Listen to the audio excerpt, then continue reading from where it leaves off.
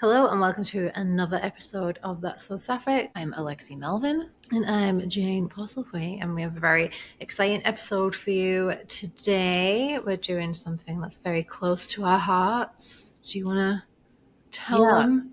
I don't know what we should call it, like theater lesbianage? Like, what are we calling it? Sapphic.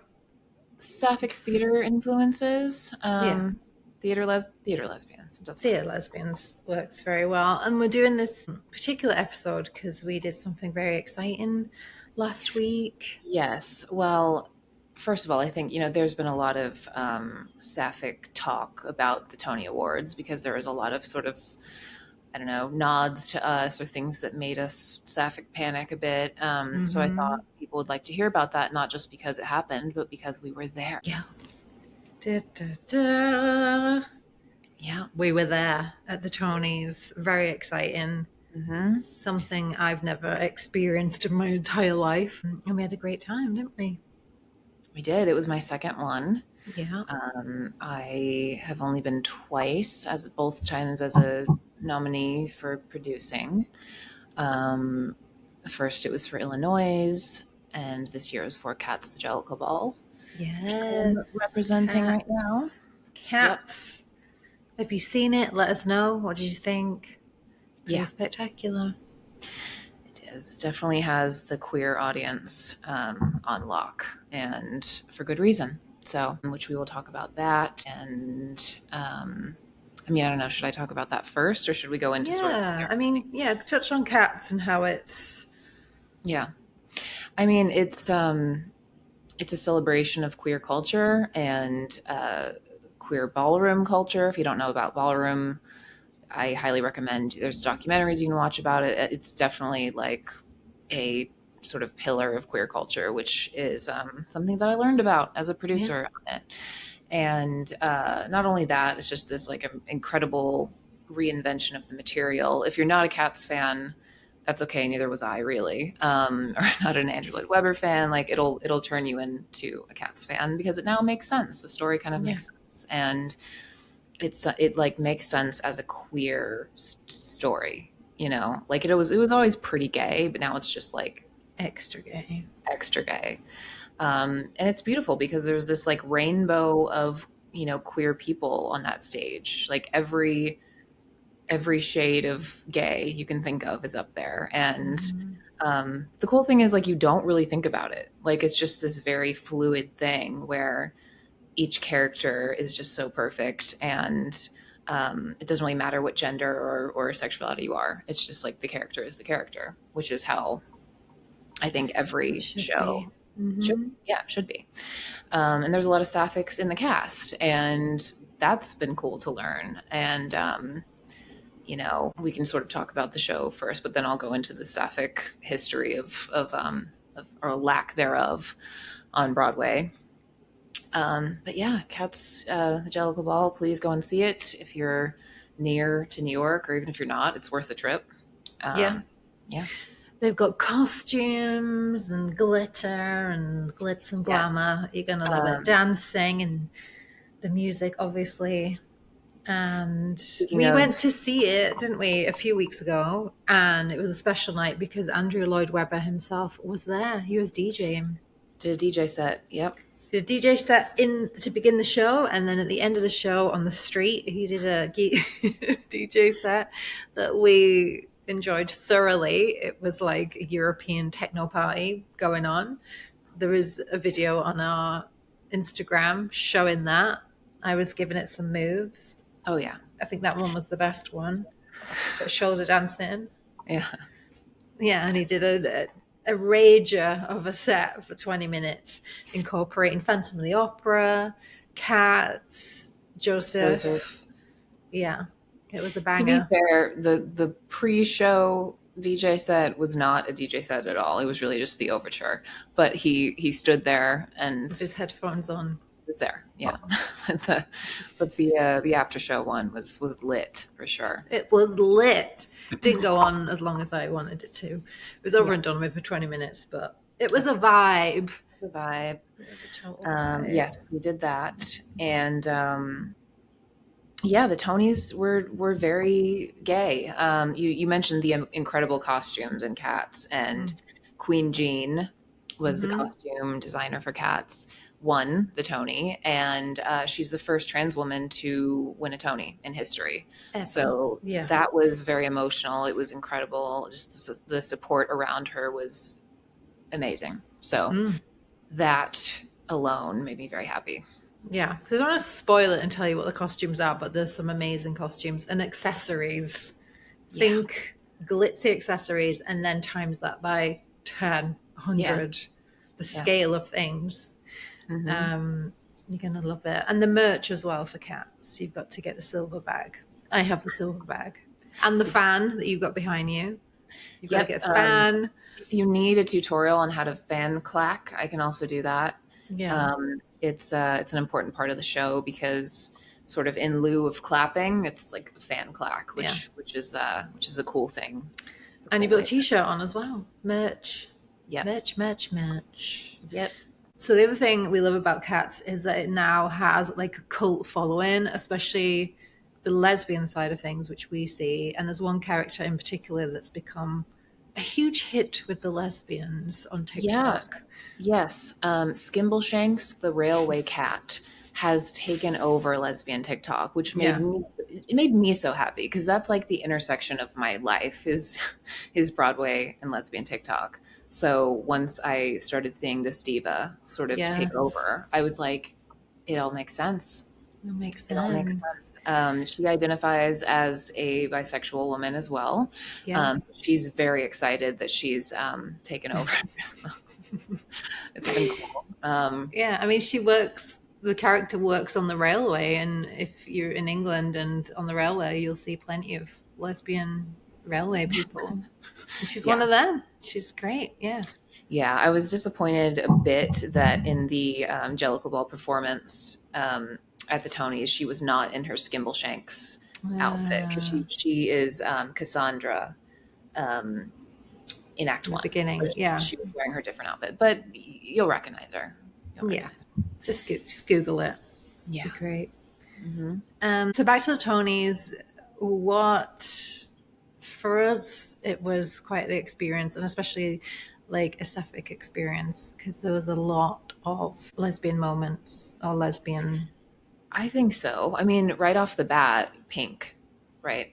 Yeah, Pink Um, was Pink was presenting the it. host. She was the host, Mm-hmm. um, which obviously we don't need to explain why Pink is a lesbian icon without actually being a lesbian. Um, so that was great. And then she sort of kicked off with this opening number where she sang Lady Marmalade, Yeah, but was incorporating all these like call outs to different women and nods to different things. And I think the thing that stuck out the most was her call out to Carrie Coon, who now is like a very like, Sapphics love Carrie Coon because why wouldn't you? Um, so that was the part. Even though I was like riddled with anxiety the entire evening, that really brought me out of my stupor. I was like, whoa. and you were riddled with anxiety because of there's 9 nominations, so our hearts were in our throats because we were like, please win, please win. But it was a great night because they won, a handful of Tonys, Yeah. which is great. Yeah. So Sapphics going nuts at the Tonys. What were your top Sapphic moments? We had Pink. I think for me, one presenter in particular, I was very excited to see. Yes. We were So, both very excited. Yeah. We were both very excited about one presenter in particular. mm-hmm. Do you want to talk about that? Yeah, Sarah Paulson. Mm. Sarah was going to be presenting an award, and I was ready with my camera. Yeah. It's like I'm not too bothered about anyone else, even though there's loads of celebrities. Just want to see Sarah Paulson on Yeah. stage. And we need to call out Tony winning actress, Tony Sarah winning Paulson. actress Sarah Paulson. Yeah, Yes. So she she had presented won. She award. actually won the Tony the last year that I was nominated. So that was amazing to see her win the Tony. Yeah, Yes, we were very excited she was there. we were so excited. I was trying to find her in the crowd as well because we were on the balcony and we could look down on where all the celebrities were sat. And I was trying out with my phone, trying to like find the celebs and where they were, so we could kind of see when they filmed. Because when they were doing the songs and stuff, the cameraman kind of switched around, didn't they? So they're the audience behind. Then we could see like Rose Byrne and Rosie O'Donnell. So that was exciting. Other Sapphic moments, just seeing Rose Byrne, seeing Rosie O'Donnell, and I think Drew Barrymore was there. Yeah. So many. I mean, I would have been gay panicking if I were not super nervous the whole time. But I found them all because at one point I did go down to the orchestra. Yeah, for you like were waiting. Yeah. For like half the show, I was down in the orchestra, yeah, I had many moments. I had my own Devil Wears Prada moment. Yeah, you did. I was standing there, and Anna Wintour just casually like walks up beside me. I don't know if she like was coming back from the bathroom or what she was doing, but she just stood there and like came like just casually gave me like a. Did she like have her sunglasses on? No. Oh. Which I was not used to. I think it was too dark. Maybe it was too dark even for her. It was too dark for even in the winter. Yeah. But she did not have her sunglasses on. She gave me an up down. Yeah, nod of approval. And do we want to talk about that outfit as well? What inspired you for your outfit? Yes, thank you. I for my Tony outfit, my t-shirt is a giveaway. Yeah, my inspiration was the green velvet suit that Cate Blanchett wears in Ocean's 8. Yeah. I realized you don't really get to see enough of it. Like, no, you don't. For me, it was just, you saw these like behind the scenes photos of her wearing it, and it was like holy shit. But it's really, she wears it in the diner scene where Sandra Bullock feeds her, if you'll remember. Yeah. So that was my inspiration. I did wear a green velvet suit, and you color coordinated yourself alongside me. Which teal and green was, I think, the color of the evening. Yeah. I mean, everyone else must have got the memo. But teal is like my favorite color, so I was happy to wear my teal shirt. Yeah. I actually got in Miami when we went to Miami from a vintage store. And my dead man's ties that I get from charity shops for £1 wore one of them. Yeah. And then one of your blazers. Yeah. All the men as well were wearing brooches on their suits. I'm like, I need to start doing that. Well, the lesbians are going more towards like suit and ties. And then the gays are going kind of grandma chic with their brooches, which I loved. There's so many gorgeous brooches. I appreciate that. It sort of just like jazzes up like the standard, like, I don't know, on red carpets and stuff, when you see the men, you're just kind of like, Yeah. But it's like, brooches are back. I think I have got a jewelry box full of brooches. I need to crack that open. Yeah. And as I've said before on this podcast, I'm sure I do have a Cate Blanchett Pinterest board of all her suits. And I think the press took lots of pictures when she was in that suit, walking in it. But in the film, she's only sat down in it. Right. So you can Google it and you'll find it, and it's gorgeous. And you nailed it. So I thought I did okay. Yeah, I thought I did well. Anna Wintour seems to think so. Like she was smiling when she gave me the judgmental glance. Yeah. Part of me was like secretly hoping that Alexi would change her mind and wear a different suit, and then I could wear the green suit. Oh, yeah. But maybe next time. The thing is, I have the same one in red. Yes. So we could, during Christmas, we need to just do a Christmas photo shoot in both of them. Oh my God. So you can wear the green one. I'll wear the red one. Christmas with a brooch. Yeah. Amazing. Also, I saw Lena Waithe, which was cool. She is also a producer on Cats, as is Cynthia Erivo.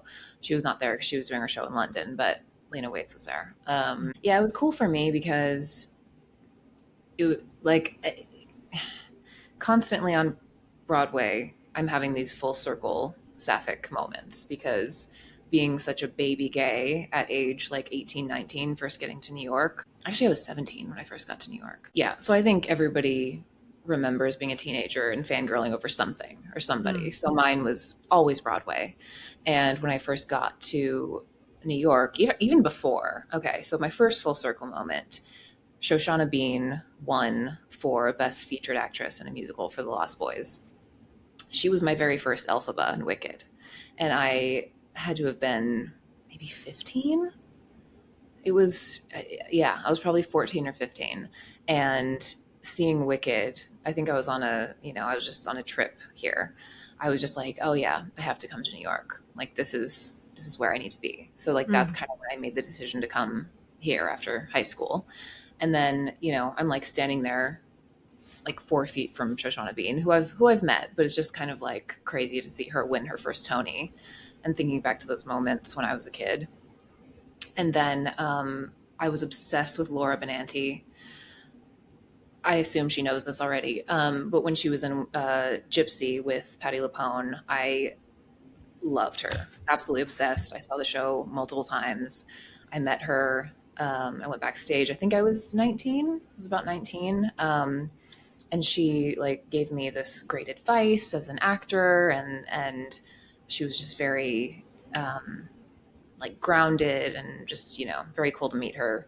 And yeah, a lot of gay panic that went on with Laura Benanti, but she was one of the hosts of the Tony like pre-show.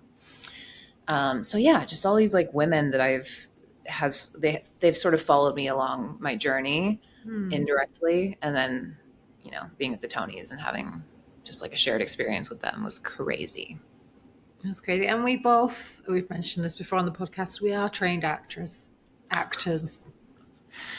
Yeah. And we both did musical sections in our education. Yes. You more than me. You did actual Broadway kind of training. What was it, musicals? What was the course? Yeah, I did a musical theater track within my acting conservatory. Yeah. Yeah. Yep. My school was like a tiny little school in Brighton, and we had to do songs. And I had a full circle moment because I was I was showing Alexi my duet from when I was a student in my 30s, not young. I did this on top of working full time. My acting diploma, which I got a distinction in. Thank you. But I'm not the strongest of singers, and I don't enjoy singing in front of other people. I'm absolutely terrified. So I did show you that video that no one else is ever going to see. Now they are. Now we're gonna post. Yeah, now we're not. We're never gonna post that. I messed it up 3 times apparently. And the other solo song, which it got filmed and I've never ever watched it back. It's on a flip camera. Remember those little flip? Yeah, we need to find that camera. I will be seeing this. Yeah, I haven't even seen it. And the song was What I Did for Love. From a chorus line, yes. From a chorus line. And I can't remember the person who sang it, but it came on. Rachel Zegler came on and sang it was a tribute to a chorus line. Yes. So she sang What I Did for Love, yes. And I got flashbacks and realized I knew all the words as well. So that was a full circle for me. And the other full circle moment as well was I love old theatres, and I have since I was tiny. And Radio City was on my mood board to visit and go see because it's stunning. And yeah, the Tonys were at Radio City. So it's like, tick.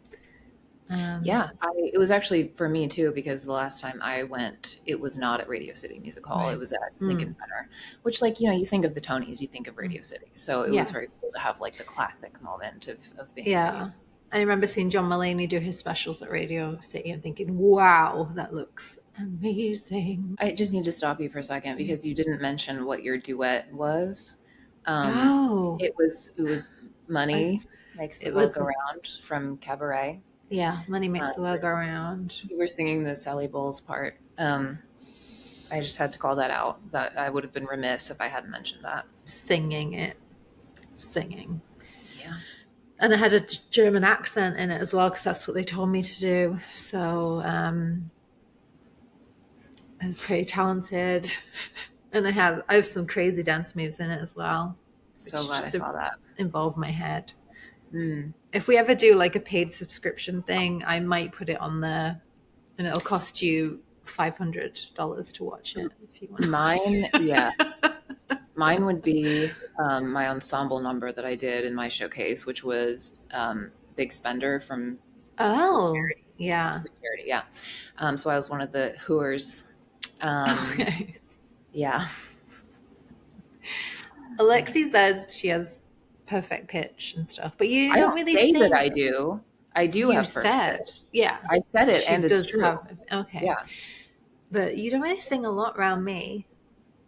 I sing you a lot of songs on a daily basis, You but you sing don't. my cat a lot of songs on a Yeah, daily I basis. sing the cat songs. Sometimes you get songs too, which I just make them up. I'm so talented. I Um, sing plenty. okay. Why are you not paying attention? I totally sing little things that pop into my head. I'm always singing cats. I'm Oh yeah, we sing what do you want me to cats. sing? I wanted to sing a whole show tune okay. number with moves. Well, what do I get then?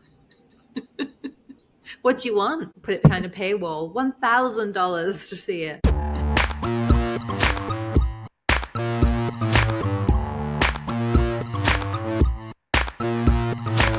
I know you also wanted to talk about the lack of female representation kind of in the theatre or in Well, Broadway. the lack, the lack of female, but mostly just sapphic representation. So, well, that's not true. I wanted to make sure I got this right. Yeah, the only shows on Broadway that have ever included a sapphic storyline are as follows: Fun Home, The Prom, Lempicka, The Children's Hour. Um, let's see. They did the Children's Hour on Broadway? Oh yeah. Oh my Not in a God. long time, but Falsettos, Rent. Rent is the one that we mostly think of because it lasted the longest. So there was Maureen and Joanne, and they were a lesbian couple. Maureen's bi, Joanne is a lesbian. So we love that endured, but Yeah, nothing else. very lesbian names as well, those. Maureen and Joanne. Yeah. Maureen, are you moving? Maureen and Joanne can help. They have a pickup truck. Maureen can shove up a shelving unit. Have you seen Rent? No. Oh my God.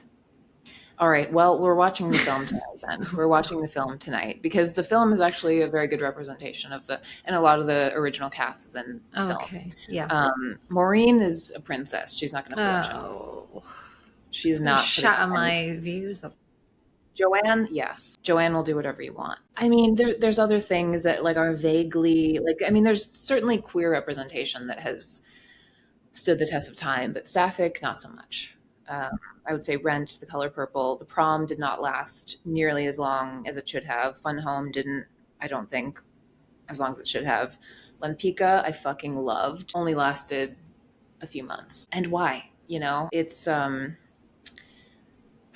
just sucks. And you look at the sort of like, even the shows that they give Tonys to for best musical or best revival, and it's like, they are straight people centered, they are white people centered, it's like, when are we going to get the memo? Yeah, it's very unfortunate. Has the idea of doing Carol the musical been put on the table yet? Has it? Yeah. Oh yeah. Yeah. Definitely between myself and all of the other lesbian producers that I know, Yeah. all of us are talking about Carol the musical. We are talking about how to make it happen. We are talking about the best way to make it work. Original cast only. We are low key fighting over it. So don't worry. We are, yes. Tracy Gilchrist as well wants to be involved. We need this, but it has to be the original cast or nothing. Or nothing. Carol the musical. Each one of them still looks amazing. I'm not saying that. I'm saying, can they sing if we're doing a musical? I have to learn. I have to do that Broadway course that you did. I'm sure they can because Paulson and Blanchett can do anything. Yeah, they can do anything. Why are you doubting that? I'm not. I want them smoking on stage as well, please. That's a caveat. They have to smoke on stage. Tell me that Jen Samard would not be an incredible Carol, though. Kate Blanchett's singing would always so low. Have you got my gloves? Would you like to come round sometime? Tell me that she would not nail it. She would nail it. She would nail it. If we are casting it with musical, actors. Can we have that, please? Yeah. Universe. So we have options here. Yeah. We have options. And trust me, as a producer, I will make sure it's done the right way. Yes. The Fried Green Tomatoes, the musical, is also in the ether. It's being talked about. I have many opinions on who should do it and who is trying to do it and who should not do it. Yeah, I'm going to be pissed off if it's not Done properly. you know, Don't done wreck it. properly. It has to do it justice. Don't wreck it for us. Don't wreck it. It could never, but like I will boycott it if it's not done. We will burn a theatre down if that's not done properly. For legal reasons, this is a joke. Joke. But yeah, legal reasons. That was a joke. Speaking of Jen Samard, Death Becomes Her. That has its own lesbian following. We've talked about it a bit because we went to her show, I think in the last, did we talk about, no, maybe the episode before last. Yeah, we are eternal Jen Samard fans. She's a friend of ours. We adore her. Friend of the podcast. Yes. Yeah. Yes. And God, does she have a lesbian following? It's magnificent. We saw it in person. We saw it when we went to Death Becomes Her, and then we saw it again when we went to her solo show. She's got the lesbians just wrapped around this finger. It's incredible. And well done. I mean, we see why. Yeah. We see why. Death Becomes Her is amazing. Very camp, hilarious. It's very like low-key Sapphic as the film, like everybody thought the same of the film. Like why I saw a meme that's like, why are these two like arguing over this mid-ass dude and not scissoring instead? Like it's true. Why are they not scissoring? That's the end of the musical, isn't it? They just go off and scissor in the sunset. It's my ending. Yeah, my ending too. Yeah. But it is closing soon, so if you are going to see it, make sure you see it soon. I'm devastated. Yes, it is closing, I believe, June 29th. It's the end of June. So you have to see it. To see it. Yeah. And we were saying about our favourite people doing theatre, but they have done theatre. So Cate Blanchett has done theatre. Not necessarily musicals, but she has done theatre. She hasn't done musicals at all. No. She did lip sync to a drag show one time. Oh. There's footage of her, like, I think it is a drag performance, and she stood up and lip synced to, I think it was You Don't Own Me. Icon. Anyway, yes, she does straight. I hate that they're called, okay, so there's musicals and there's straight plays. They're not straight. They're like theater. Yeah. Theater without music. Gillian Anderson as well. Yeah. It haunts me every day that I haven't seen, or that I didn't get to see Gillian Anderson in Streetcar Named Desire. Like that would have, I think, altered my brain chemistry. Just the clips of her doing it alters my brain chemistry. So I'm very upset that I didn't get to see that. Mainly Gillian and Kate both have mainly done West End theater. Yes. Which is in the UK. Yes. I think Gillian came to Broadway like once. Maybe Kate came to Broadway like once. Kate is about to do another play with Nina Haas, who played her wife in Tar. Right. Nice. I've got to go to that. We've got to go to that. And then we've got Paulson as well, who Tony winning Paulson, who does plays. And she won the Tony for Appropriate, which was incredible. I got to see that. Yeah. I think there is buzz about her doing another show soon. Who else would you like to see on stage that in a musical on Broadway? Oh no, just on stage. So I have two answers. One is, she might have already done it, but I don't know. I didn't Google it, but I would love to see Joanna Lumley in a play, British. Oh, okay. Yeah. Mm-hmm. And for USA, I would have Kristen Wiig. Oh God, that's a good one. Kristen Wiig. She'd absolutely nail it. She can dance. She can sing. She's funny. Yeah, she could do a whole one-woman show. She's one-woman show material. Yeah, I would see that at least 5 times. Yeah. For me, I think the one that keeps coming to mind is Catherine Hahn. I would love to see her on stage. Yeah. Because she can do anything. She's hilarious, but she's so good at dramatic roles as well. And what any British I guess we'll say comedians, any British actors that you'd want to see? Well, I mean, Kate Winslet. Oh yeah. Yeah. I would be first in line. Kate Winslet. Yeah. Get Kate Winslet on the boards immediately.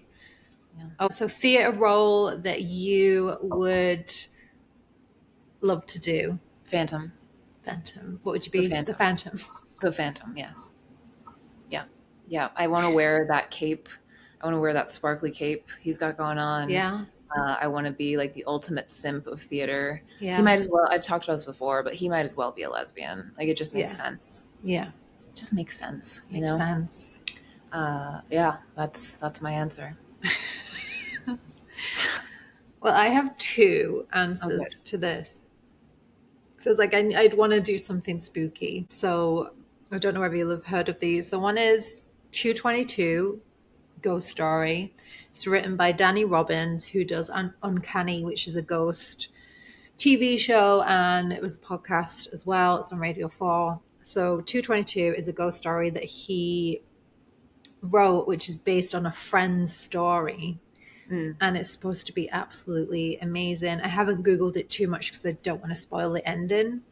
But it's basically a play about a new mother who's experiencing these paranormal things. And they always get, like Lily Allen played the female role.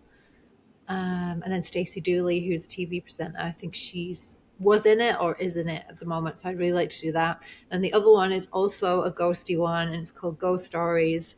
And it's by Andy Nyman and Jeremy Dyson, who was in League of Gentlemen with Reece Shearsmith. They wrote this, and it's the most terrifying play I've ever seen in my entire life. They made it into a film, but if you can ever go and see it in the theatre, do. And it's these ghost stories with a through line through, and then it's like summed up at the end. I used to teach comedy at the Lowry in Manchester, which is a big theatre. So it was the night before I was teaching there, so I thought I might as well go see something. I went by myself, and I became fast friends with the people around me because we were absolutely terrified. I've never been that terrified in my life. And that night I couldn't sleep properly. But like people were grabbing each other, and the whole theater was like screaming and shocked at all the different. It's like a little ghost stories. You'd love it, I'm sure. Oh yeah, there was a play called Grey. There's a play called Grey House that was on Broadway a few seasons ago that you would have loved. That was similar. Like I was grabbing people. I didn't.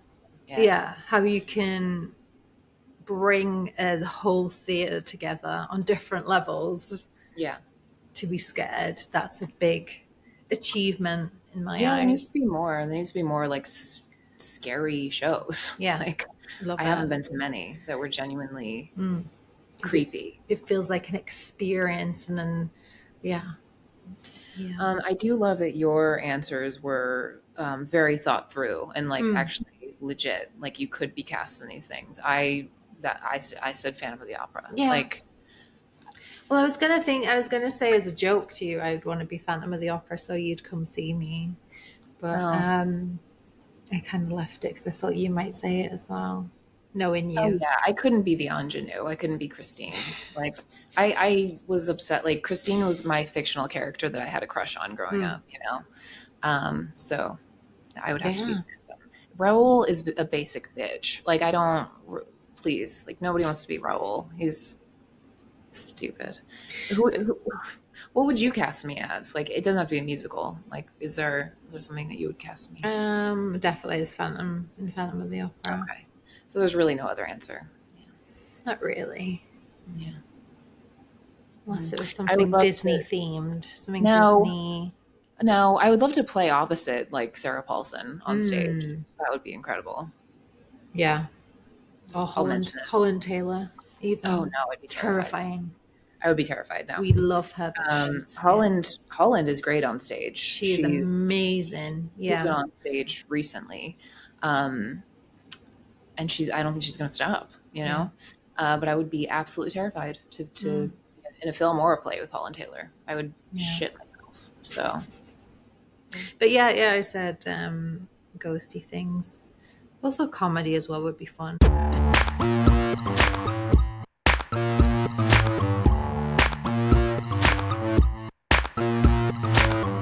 Oh, the other thing we didn't mention as well is how the Cats after party was at Masquerade, which is the interactive Phantom of the Opera. So that felt like a full circle moment as well for you, that we were in Masquerade and they were having a party. Yes. I mean, if you know me at all, you know my connection to Phantom. And how many times have you been to Masquerade? I think I've been 4 times. She is a big fan. Well, I mean, Phantom of the Opera was the thing that sparked my life. I mean, I saw it when I was 3 and I was like, oh, okay, yeah. You wanted to be the Phantom at 3 years old. Pretty much. There is a picture, isn't there, of you? Oh, yeah. Did I make that up? Yeah. There's a picture of me being the Phantom and Christine. Yeah, we need to put that on Instagram. We'll put that on Instagram. I think I did put it on Instagram at one point. But we'll put it back on That's So Sapphic Pod Instagram. If you're not following us on Instagram, please do, because we do post pictures and things that we've mentioned on there, and you can have a look as well. Yeah. But yeah. The other thing is, you mentioned the scary plays, sort of like bringing people together. It's like, I think that's just the core of theater and like what we need right now. I think that, the world right now needs this sort of like feeling of community and coming together through art. And so like go see theater, like Cats the Jellicle Ball brings people together in a way that I've never seen before. Like it's not just for queer people. It's not just for, minority groups. It's like, it's for everybody. And like everybody is just coming together in like joy and rebellion and just like, it's like everything you need right now. And you really do feel like you're in it with everybody. Yeah. So shows that can do that, I feel like are what's going to move theater forward and just humanity, not to get too deep about it. Yeah. So go see it. Go see Cats Jellicle Ball. Go see Death Becomes Her. And enjoy it. Yeah. Definitely. Also, who would you cast us as? God, in a Broadway play or a musical? I'm asking the audience. Okay. I thought you meant me. I was like, gosh, I can't think of that right now. Yeah, let us know in the comments. What play would you like to see us in? A play or a musical? Yeah, let us know.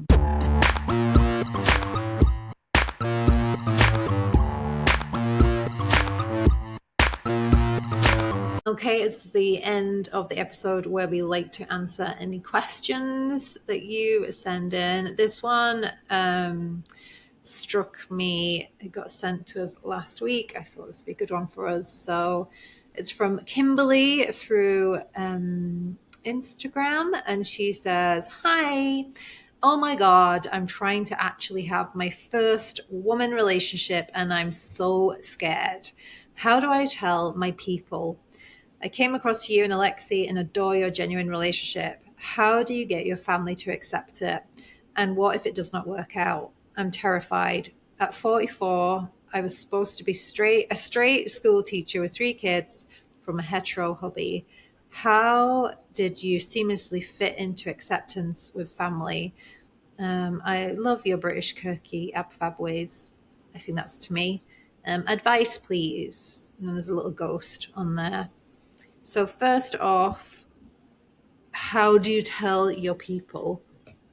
Well, I guess she's meaning friends and family. I would start off by telling the people that you're close to first, friends, and then see how that feels. Because I feel like every step of coming out, you have to feel like it sounds cheesy, but like you're safe to do it. So once your friends kind of know, you'll feel better, and then you can extend that as you get more confident in who you are.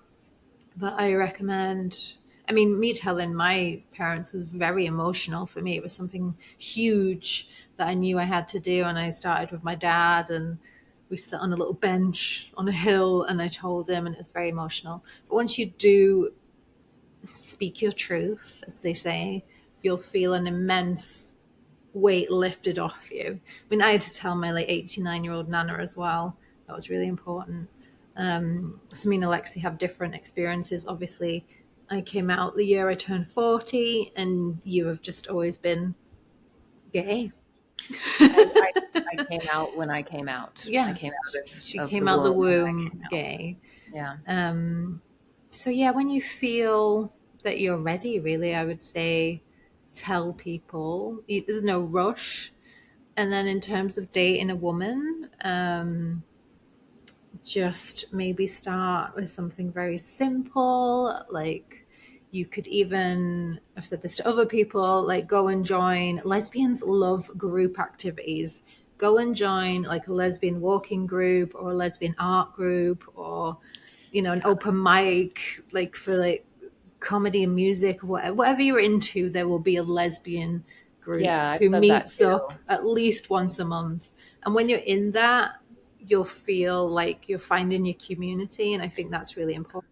Yeah, it doesn't even have to be lesbian specific because, depending on where you live, sometimes there's not that available. But lesbians love a special interest. So whatever your special interest is, there will be queer women there. I'm sure of it. So just like, yeah, just forming closer relationships with women even and just seeing how that feels. And yeah. And I used to go to, because I was doing comedy in Brighton, which is like the UK's gay capital. Before I actually fully came out, I would go to like a gay comedy night, and then there was like a gay disco afterwards. And yeah, there's loads. I don't know where you're based, but have a look around. Usually there's, yeah, little niche groups that you can go to and just meet other people. There's no rush to get into a relationship. I think get to know yourself and what kind of person you are before jumping into a relationship. Because lesbians, they work fast. So before you know it, you might have like fallen in love and you're moving in together and adopting kittens. Yeah, I And mean, there's so, nothing wrong. There's nothing wrong with moving fast if no, both people are yeah, emotionally ready for it. yeah. But yeah, If it's if your you're not emotionally ready for it, first, if you don't yeah, know yourself hmm, quite to the level you want to know yourself, like yeah, that's dangerous on yeah. both ends. But yeah, just go and have fun and do it at your own speed. And good luck, and let us know how it goes. Yeah. We're not the relationship experts, but we just know what we know. Mm. And I think 44, I'm 44, and it's such a good age of like knowing yourself and your brain. I think at 40 like clicks into giving less of a shit about stuff and really leaning into who you are naturally, who Yeah. as someone maybe you've tried to hide from since you were younger, and now you can like be yourself. Hmm. And if you go on a date, go and see Kat's Jellicle Ball. Yeah, Yeah. go do that. Or watch Carol if you're not nearby. Like watch Carol. Um, We think Carol's got a happy ending. Some people yeah, we don't. discussed this at our Yeah, live show, yeah. and thank you to everybody that came. By Oh the yeah, way, thank you to everyone who came to our live show in Brighton. We're gonna have the footage soon, and we're gonna put some bits up to yeah, share with you so you can relive it. You yeah, can relive that fully sold out, hot, steaming, gorgeous room. It was a yeah, heat wave, is why I'm saying steaming. yeah. Heat wave in Sure. Brighton. But That's we why. loved Also, all meeting the lesbians. everyone. Yeah, it was full of lesbians. We love meeting everyone, and thanks for our gifts. I've got one of my gifts here. Alexi's got one in the background. Yeah, we appreciate it, and it was so nice to meet so many of you. Yeah, So yes, so we've got loads more to come on the podcast. Keep yeah. letting us know who you want us to talk about. If you have questions for us, we'll I answer have one more them. question if Oh, you want. okay. Um, so I got a question that said, I talk a lot about how lesbians are into older women because I talk about Gillian Anderson and Kate Yeah. Blanchett and all the sort of fabulous older actresses, right? Mm. And so I've gotten many an older lesbian, let's say lesbians over 45, 50, saying like, I've never found that to be true. Like, women are attracted to me, right? And it's like they want to find these younger women who are obsessed with older women who want to be with, people like Mm. them. The thing is, it is true. Like the evidence is in my comment section, right? Like women are super attracted to women over 40 and 50. Yeah.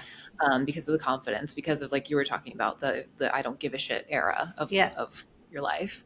The thing is, though, lesbians are shy and awkward. Oh, so shy. Yeah. You're not going to find women just being like, I'm into you, like right away. Even if, you know what I mean? Like, even like, I guess I sort of identify as androgynous, more mask leaning. And I think people mistake that for like boldness, and you know, like that's not always the case. I mean, I guess I was a shy lesbian. I didn't leave my living room to get a girlfriend. So many lesbians are shy and a little bit awkward and unsure. So it's really not that they're not into you, it's that they don't know how to say it. They don't know how to make a move. Also, what we mentioned before is follow lesbian creators and look in the comments. Yeah. As well, because there's a whole community in our comments. Yeah. If you don't want to make content yourself, which I actually do recommend,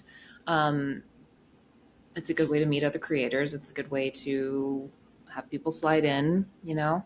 I wasn't motioning to you on purpose, but also, yes. Yeah. Yeah. Yeah. Get in those comments. Get in the community. Yeah. Do it. Well, thanks everyone for listening, and we'll speak to you again very soon. I've been June Postlethwaite. I've been Alexi Melvin. She has. And we'll see you soon. Goodbye. Ain't it wild how a power suit can ruin your life? Red hair, one stare, and suddenly you're rewatching X-Files every night. Said, trust no man. Kate said, try women instead. She wasn't out, but my heart was in. Rachel with a sword, that was my origin. Ain't it strange how the cannon forgot all the tension, all the heat, all the looks? We saw it, we felt it, we paused it, we yelled it. She saved the world, but wrecked our brain. She raised the dead and sparked our flame. She wasn't loud, but she was loud, and I was saying it proud. That's so Sapphic. Ain't it wild how a power suit can ruin your life? Red hair, one stare, and suddenly you're rewatching X-Files every night. Trust no man. Kate said, try women instead. She wasn't out, but she was loud, and now we're saying it proud. That's so Sapphic.